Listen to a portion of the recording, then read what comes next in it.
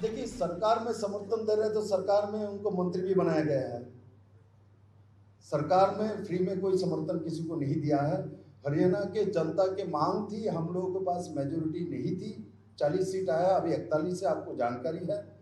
अभी भी बहुत सारे निर्दलीय बंधु हमारे साथ मिले हुए हैं, हमको समर्थन देते हैं समय समय पर।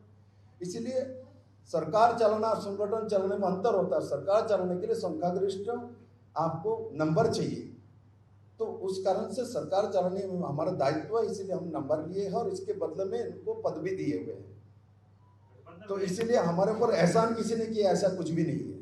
देखिए, ये तो अभी इस टेबल में आपके सामने तय नहीं कर सकता हूँ। अभी तक सरकार चल रही है, ये आपको दिख रहा है, ये मैं आपको बता सकता हूँ। हरियाणा के बीजेपी प्रभारी बिप्लब देव के बयान ने हरियाणा की सियासत में नई बहस छेड़ दी है। सियासी गलियारों में चर्चा हो रही है कि क्या बीजेपी अब जेजेपी से गठबंधन तोड़ देगी।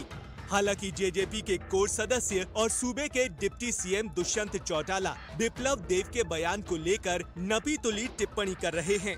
दुष्यंत चौटाला का कहना है कि एहसान किसी ने नहीं किया, गठबंधन का करार दोनों दलों की ओर से हुआ है।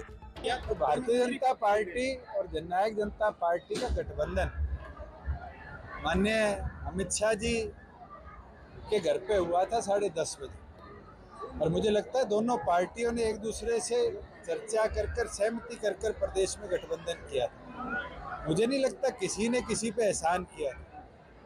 प्रदेश कैसे समृद्ध होकर प्रगति के पथ पर चले, इस विजन के साथ दोनों पार्टियों ने मिलकर प्रदेश में सरकार चलाई।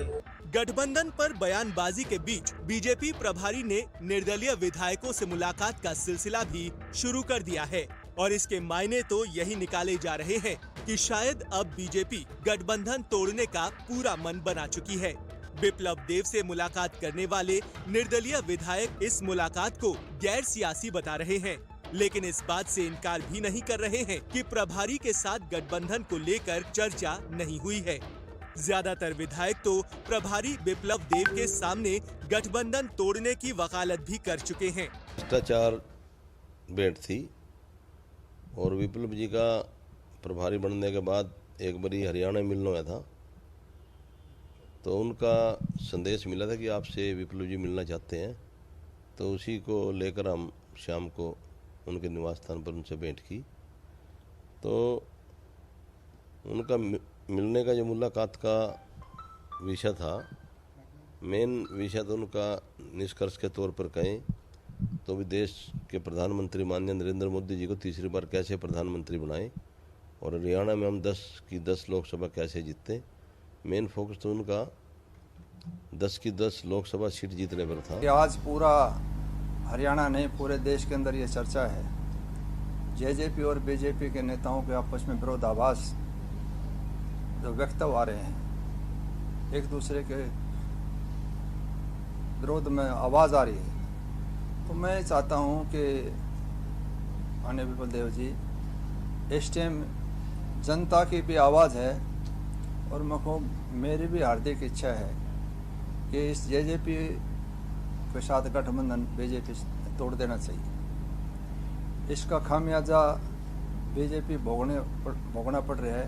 वो क्योंकि ये जो समाज है हरियाणा प्रदेश खास करके, ये कोई आदमी जब इनको धोखा दे देता है तो उसको भूलता नहीं है। वहाँ कोई खास बात नहीं, तो ऐसा हमारा साल में 6 महीने में मिलना होता है एक बार, तो पूछे कभी कोई काम को की दिक्कत है, मगर हमें कोई क्या कुछ हो रहा आश्वासन मिला, क्या कुछ बात? ये आश्वासन हमें कोई लाल तो है नहीं, किसी तरह का लाल। जब मैं हल्के ने बनाया गाँव गोविंदर और हल्का मेरे को छोड़ के आए मंत्री जी के पास, माननीय मुख्यमंत्री जी के पास, हमें लाल तो था नहीं, हमने काम ज़्यादा करवाना था और वो होया, अभी आपको भी पता होगा। हालांकि दोनों दलों के नेता पहले ही साफ कर चुके हैं कि ये गठबंधन पार्टी का नहीं बल्कि सरकार का है और मिशन 2024 के लिए दोनों दल अपनी अलग अलग तैयारी कर रहे हैं। देखिए, गठबंधन हमारा सरकार का है, गठबंधन हमारा चला हुआ है और दोनों पार्टियां अपना अपना काम अपनी, जैसे एक बात बिल्कुल स्पष्ट रूप से है कि भारतीय जनता पार्टी जो है वो अपनी पार्टी के कामों में लगी हुई है, जेजेपी अपनी पार्टी के कामों में लगी है। दोनों ही पार्टियों ने अपने अपने काम को मजबूत करना है।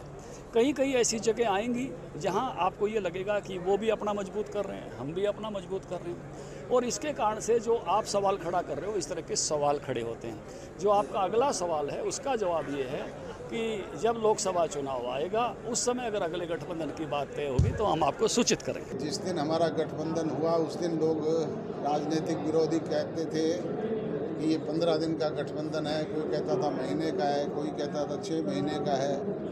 3.5 वर्ष हो गए, स्मूथली सारे काम चल रहे हैं और हमने जो प्रोमिसेस किए थे पब्लिक से उनमें से 70% के करीब हमने पूरे भी किए हैं और बाकायदा कानूनी अमली जामा पहनाने का काम उनको किया गया है। बहरहाल अब ये देखना होगा कि प्रदेश में गठबंधन की सियासत किस करवट बैठती है। क्या चुनाव से पहले गठबंधन टूटेगा या फिर अगला चुनाव गठबंधन से लड़ा जाएगा? ये जानने के लिए थोड़ा इंतजार करना होगा। दिल्ली से विनय सिंह और चंडीगढ़ से रवि चंदेल, सूर्या समाचार।